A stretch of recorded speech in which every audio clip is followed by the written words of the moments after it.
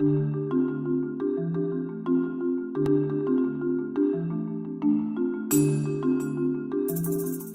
I'm talking about Rainin, the company in Alameda, California that is the leading manufacturer of pipettes used for laboratory analysis.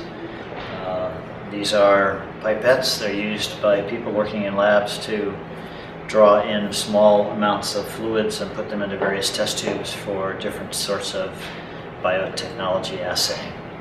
And Rainin is the leading manufacturer in the US of pipettes. They are owned by a company in Ohio called Mettler-Toledo. And Mettler-Toledo is the worldwide leader in analytical instruments.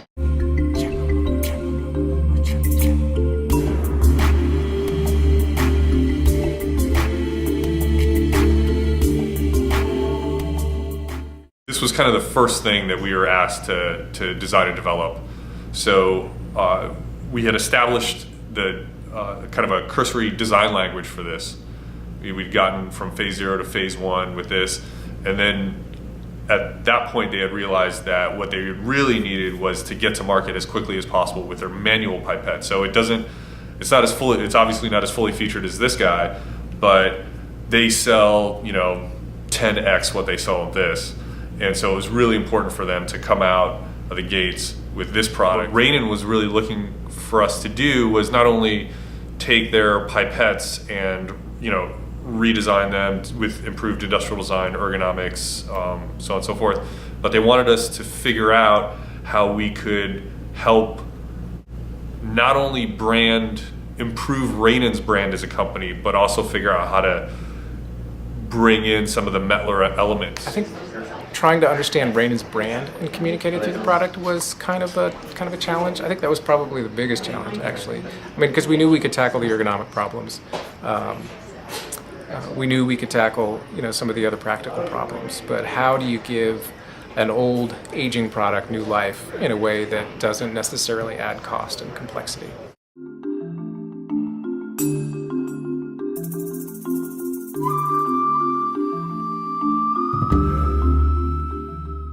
Collected images of products that we thought demonstrated good visual branding, so Black & Decker and Fiskar and Stanley Tools and a number of other products. And then we just did a web search on pipettes and found half a dozen companies that made pipettes, and we went to their websites and collected their brand imagery, and it was very clear that everybody had a hopelessly bad visual brand. They arranged for us to visit a number of their big users. They specifically wanted us to go observe how the pipettes are used. These things are used generally 8 or 9 hours a day by a person. They're very personalized. People put their name on them, and they hang them up in a rack, and that's my pipette, nobody messes with it. So it was very clear to us that one of the innovations we could create for Rainin was the ability to customize your pipette.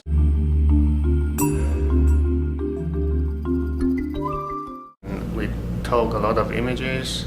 I also went online and watched how the other competitors, what are their products and how people use it. So it's kind of helpful to really see the products and how people hold it on in their hand, and see how we want to differentiate their current product with their competitors.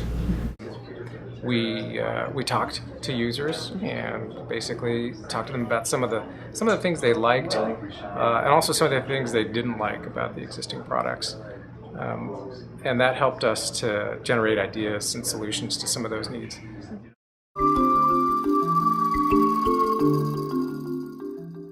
Some of the key attributes of their pipette light were its dark color, so it didn't show marks and wear. It had a very good fitting ergonomic feel, I guess. A lot of their users responded positively. And one of the reasons why it was so favorable ergonomically is it had this sort of hook shape in here. So that would allow users to kind of relax their grip so that when they were doing other things, they wouldn't have to maintain a grip. And you have to understand the users are using these 8 hours a day at a bench and constantly. So anytime they can get to relax their hand is a good thing. So with this scenario, what we did is we incorporated a joystick, which allowed them to either push down on the joystick. It's got a little micro switch in the center that you'll hear click, or they could flick it up or they could flick it down. It was really up to the user on how they did that. We did some additional upgrades as well. We adjusted the ergonomics and the angle of attack. It's what we call it, the angle of attack of the LCD display. The position of the buttons, we had to make sure that those were clear enough out of the way of the joystick so they weren't accidentally actuating the joystick.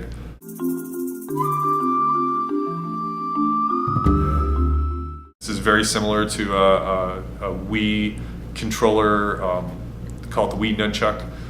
It has a very similar joystick. I think people are becoming more and more open to this hybridization and this kind of cross-pollination of things that you see in consumer electronics, which tends to be far more progressive with interface and things like that.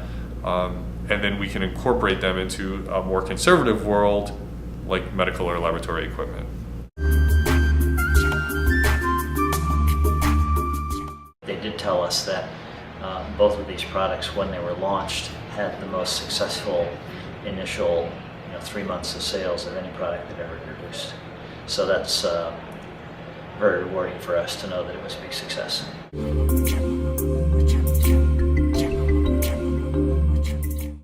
We worked very well together with the Rainin team. It was probably one of my most synergistic projects. So just developed a really good rapport with them.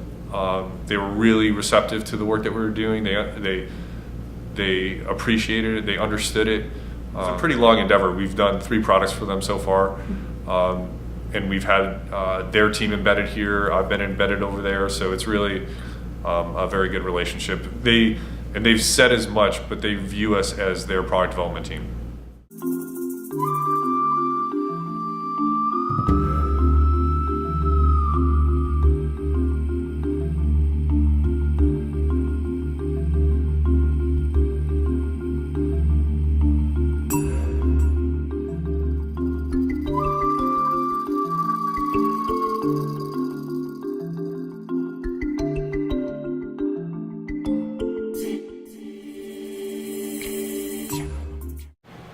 No. Testing, is it working? You can hear. Actually, let me start with the manual to just start with it at a basic level. What they'll do is Hold on they'll, just a second. Okay. thanks you. So, Revenue and profitability, or any final thoughts on your first acting experience on camera? It's terrible. I don't want to do this Yeah. again. yeah, it's pretty cool. Yeah.